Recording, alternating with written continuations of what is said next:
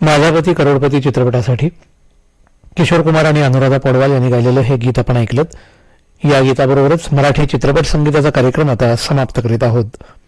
हा कार्यक्रम आकाशवाणीच्या हिरक महोत्सवी सांगली केंद्रावरून आपण ऐकलात. आता ऐकूया हिंदी विविधा.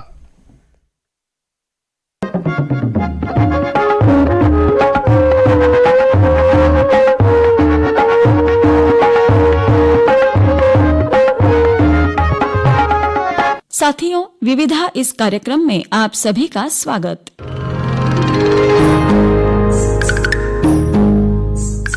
आज सुनते हैं वार्ता पुण्यश्लोक अहिल्याबाई होळकर.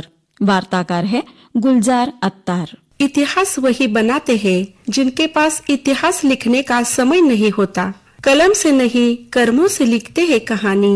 इतिहास रचने वालों की होती है जुबानी. वे चलते हैं अकेले मगर मंजिल दिखाते हैं. हर युग के पन्नों पर अपने निशान बनाते हैं. वही इतिहास के असल कलाकार होते हैं.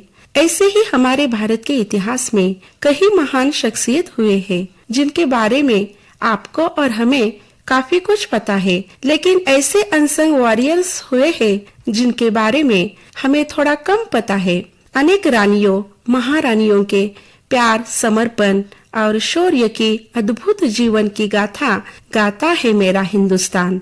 भारतवर्ष में एक रानी ऐसी है जो इतिहास के पन्नों में दबी है.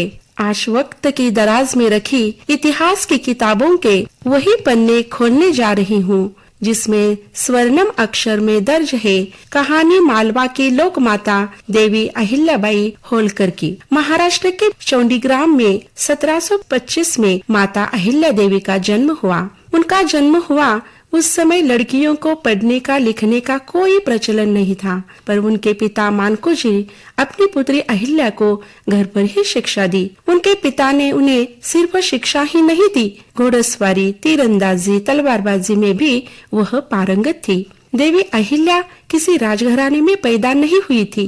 वो दिखने में काली सावली थी पर बेहद तेज था उनके चेहरे पर. उनके बाल बहुत घने और लंबे थे. उस समय पर्दे की प्रथा होने के बावजूद भी उन्होंने पर्दे की पाबंदी नहीं की थी. बात है सन 1783 की. मालवा के शासक मल्हारराव भारत भ्रमण होकर राज्य की राजधानी इंदौर लौट रहे थे. रात होने की वजह से उन्होंने चौंडीग्राम के एक मंदिर में ठहरने का निर्णय ले लिया. ब्रह्म मुहूर्त में पूजन अर्चन के लिए लोग मंदिर के बाहर इकट्ठा होने लगे, पर मल्हारराव अंदर थे, इसीलिए लोग बाहर ही खड़े थे.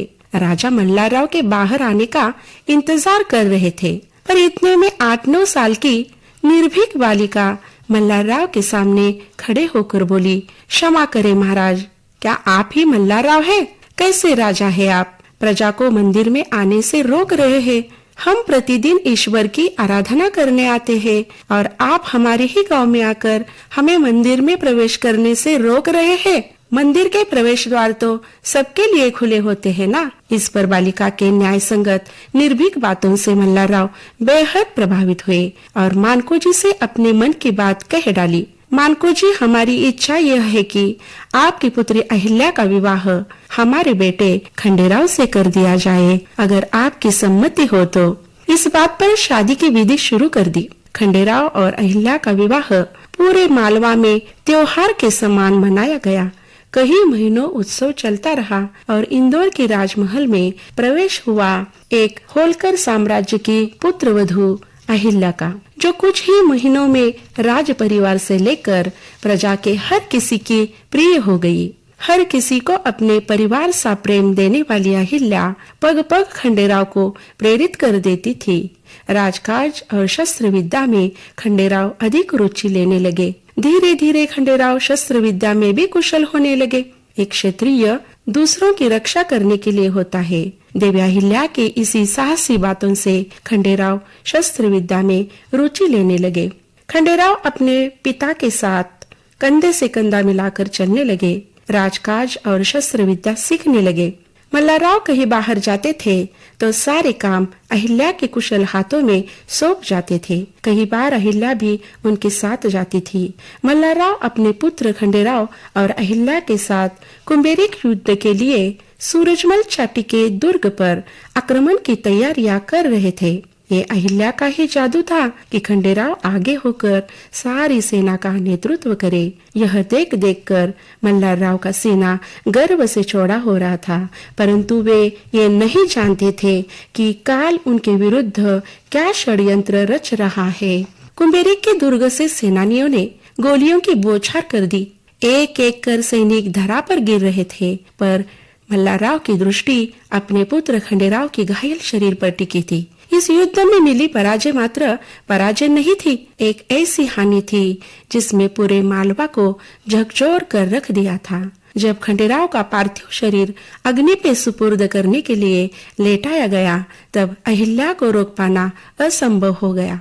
अहिल्या अपने पति के साथ ही सती होने जा रही थी, पर पिता सम ससुर ने उन्हें रोका और बोले, जो चला गया वह तो कभी वापस नहीं आएगा, परंतु जो जीवित है उनका क्या? अपने पुत्र और अपनी पुत्री को माता और पिता के छाया से विहीन कर क्या तुम मातृधर्म भुला दोगे? तुम्हें हम सब के लिए जीवित रहना होगा और खंडे के घावों को तुम्हारे सिवा और कोई नहीं भर सकता। अपने पुत्र खंडे को मैं तुम्हारे सहारे देखना चाहता हूँ। अपने बच्चों के प्रति अपने ससुर मल्हारराव की बात मान तो ली, परंतु एक शोकाकुल माता कैसे बनी मालवा की लोक माता। 73 वर्ष की आयु में मल्हारराव ने देह त्याग लिया। मल्हारराव की मृत्यु के बाद इंदौर की राजगद्दी मिली उनके पौत्र मालेराव को। मालेराव के अत्यधिक नशे की आदत की वजह से शासन चलाने को 6 महीने के भीतर ही इंदौर की राजगद्दी फिर से सुनी हुई। 22 साल की आयु में पुत्र की मृत्यु अहिल्या के जीवन का एक बड़ा भावनात्मक आघात था, लेकिन इस अत्यंत दुखद घटना के बाद भी उन्होंने आत्मबल और धैर्य नहीं खोया। मालेराव की मृत्यु के बाद उन्होंने खुद राज्य की बागडोर संभाली और एक न्यायप्रिय, धार्मिक और कुशल शासिका के रूप में इतिहास में अमर हो गई।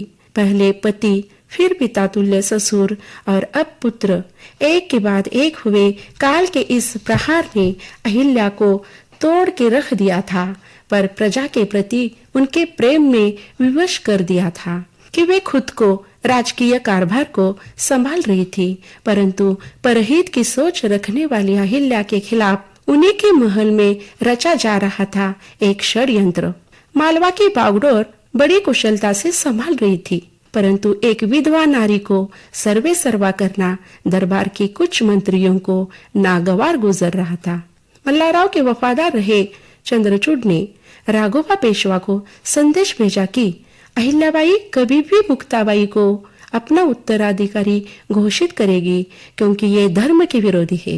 एक नारी के हाथों मालवा की बागडोर सौंपने से कहीं बेहतर है कि आप मालवा का राजकाज स्वयं अपने हाथों में ले। आपका निर्णय सर्वमान्य होगा।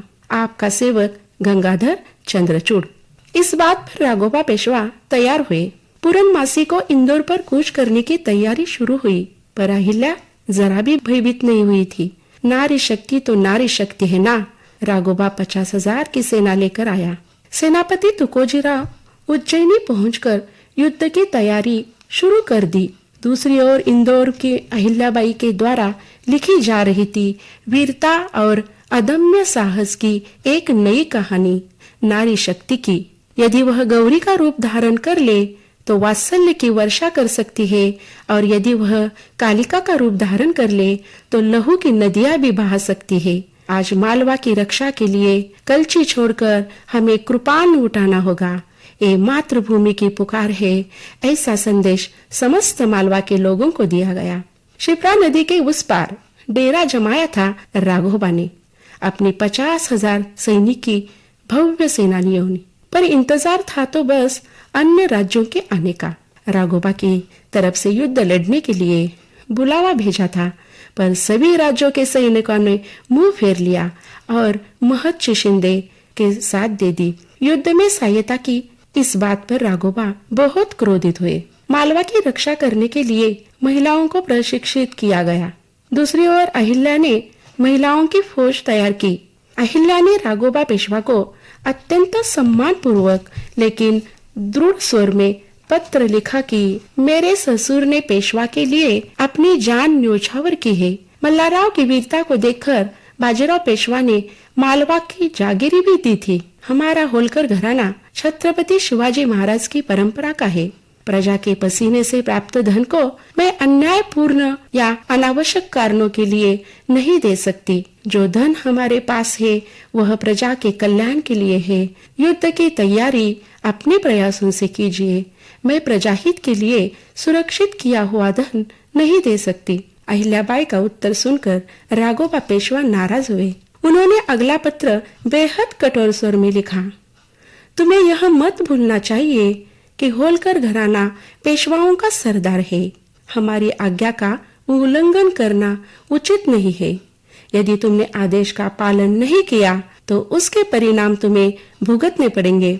यह पत्र स्पष्ट रूप से धमकीपूर्ण था, लेकिन अहिल्या देवी जरा भी विचलित नहीं हुई। अहिल्या देवी ने आखिर पत्र को उत्तर दिया। पेशवा राघोबा की सेना का मुकाबला करने के लिए वह पूरी तरह से तैयार थी। उसने संदेश भेजा कि आप मुझे अबला मत समझना। शिप्रा नदी के पार करते ही हमारी तलवार चलेगी। इस बार ध्यान रखकर ही कदम बढ़ाना। आप सेना के जरिए हमारा राज्य छीन लेना चाहते हैं, लेकिन आपकी ये इच्छा कभी पूरी नहीं होगी। आपने मुझे आबला समझा है, पर मैं एक ऐसी आबला हूँ, इसका पता आपको रणक्षेत्र में चलेगा। मेरे अधीन महिलाओं की सेना आपका सामना करेगी। मैं हार भी गई तो कोई हंसी नहीं उड़ाएगा, लेकिन यदि आप हार गए तो कहीं मुंह दिखाने के लायक नहीं रहेंगे। फिर आक्रमण करने का कलंक लगेगा, वो भी कभी मिट नहीं सकेगा। और हार भी गए तो महिलाओं के हाथों हार गए, इस बेइज्जती को कैसे सह सकोगे। इन सभी बातों का विचार कर लड़ाई का मौका नहीं लाए तो अच्छा होगा। राघोबा पेशवा को अहिल्या का संदेश मिला तो वो चिंता में पड़ गए। उन्होंने कहा कि ये क्या कोई आबला के स्वर है? ये तो शेरनी है, शेरनी। पर उनके कुछ साथियों ने राघोबा पेशवा को भड़काने की कोशिश की। देवी अहिल्या है तो एक अबला स्त्री ही, वो युद्ध में कभी भी जीत नहीं पाएगी। लेकिन राघोबा पेशवा पूरी तरह से समझ चुके थे कि मुकाबला करने का मतलब अपनी इज्जत खोना होगा। इसीलिए उनसे मुकाबला करने से होलकर राज्य पर चर्चा करने का अपना विचार छोड़ देते हैं और अहिल्याबाई को संदेश भेज देते हैं कि वो उनसे लड़ना नहीं चाहते।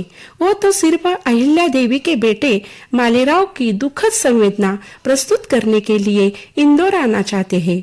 इस पर अहिल्या देवी जवाब भेजा कि इसके लिए आपको अकेले ही पालकी में बैठकर आना चाहिए। होलकर राज्य आपका स्वागत करेगा। अहिल्याबाई ने अपनी सूझबूझ से होलकर राज्य की रक्षा की और उनकी कीर्ति दूर तक फैली। और इसके बाद वो अपने राज्य की भलाई और मजबूती के लिए लड़ने लगी।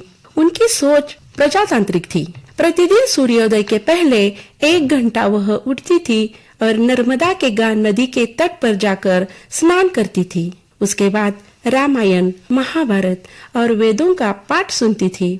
उसके बाद भिखारी और शारीरिक रूप से अक्षम्य लोगों को अनाज, कपड़ों और पैसों का दान देती थी। मुगल साम्राज्य में तोड़े हुए मंदिरों का जीर्णोद्धार किया। अहिल्याबाई ने पूरे भारत में नदियों पर घाट बनवाए। इसके अलावा कई अस्पताल का निर्माण किया। शासन काल में शिल्पकार और मूर्तिकार हर समय व्यस्त रहते थे। बद्रीनाथ जैसे पहाड़ी दुर्गम इलाकों में तीर्थयात्रियों के लिए धर्मशाला, पानी की व्यवस्था करवाई। देग प्रयाग में रानी के सौजन्य से ही सार्वजनिक रसोइयां भी चलाई जाती थी, जहां तीर्थयात्रियों को खाना खिलवाया जाता था। देवी अहिल्या को 2 विशेषणों से सम्मानित किया गया। पहली विशेषता यह है कि पुण्य श्लोक अहिल्या। पुण्य श्लोक का अर्थ यह है कि अहिल्या इस शब्द के उच्चारण से सारे तीर्थ क्षेत्र के दर्शन करने का पुण्य लाभ होता है। और ये उपाधि किसी राजा महाराजा ने नहीं दी थी। उस समय के संत ऋषि महात्माओं ने पुण्य कर्म करने के कारण उन्हें दी थी। मालवा में कोई भी उन्हें अहिल्या के नाम से नहीं पुकारता, मातोश्री के नाम से ही पुकारते हैं। कितना अद्भुत है ये विशेषण। प्रजा जब माँ कहती है तो वो कैसी शासिका होगी। हमारी भारत की संस्कृति इतनी महान है कि बहने वाली नदियों को भी माँ का दर्जा देते हैं। ऐसे ही माँ की उपाधि पाने वाली माता अहिल्या ही है। अहिल्या देवी एक प्रकृति में कई परस्पर विरोधी गुण थे। ये नारी होते हुए भी सजने संवरने और जेवर पहनने में यकीन नहीं करती थी। सन 1771 में उनकी बेटी मुक्ताबाई के पति यशवंत का हैजे की बीमारी हो जाने की वजह से उनका निधन हो गया। तब उसने फैसला किया कि अपने पति यशवंत के साथ ही सती होने का। अहिल्या ने मुक्ताबाई को बहुत समझाने की कोशिश की, पर उसने अपनी माँ की एक न मानी। इस दुखद घटना के बाद देवी अहिल्या के जीवन का कोई उद्देश्य न रहा। उनकी प्रजा ने कई तरीकों से उनके दिमाग को शांत करने की कोशिश की, लेकिन उन्हें कामयाबी नहीं मिली। दिन ब दिन उनकी खुराक कम होती चली गई और उनका शरीर कमजोर होता चला गया। अहिल्याबाई बीमार हो गई। उन्होंने नियमित रूप से दवाइयां भी नहीं खाई। 13 अगस्त 1795 में सुबह से गंगाजल ही पी रही थी। उन्होंने ब्राह्मण को बुलाकर गाय दान में दे दी। कुछ देर बाद ही दुनिया से अलविदा कह गई। माता अहिल्या के शासनकाल से मालवा के स्वर्ण युग के रूप में आज भी याद किया जाता है। सामाजिक न्याय की प्रतिबद्धता और सेवा भाव उन्हें दिव्यता की ओर ले गया। संघर्ष से राह बनाई, कठिनाइयों में शक्ति दिखलाई। ऐसे महान व्यक्तित्व को 100 बार नमन हमारा, जिनके आदर्शों से होगा जीवन सफल हमारा, जीवन सफल हमारा।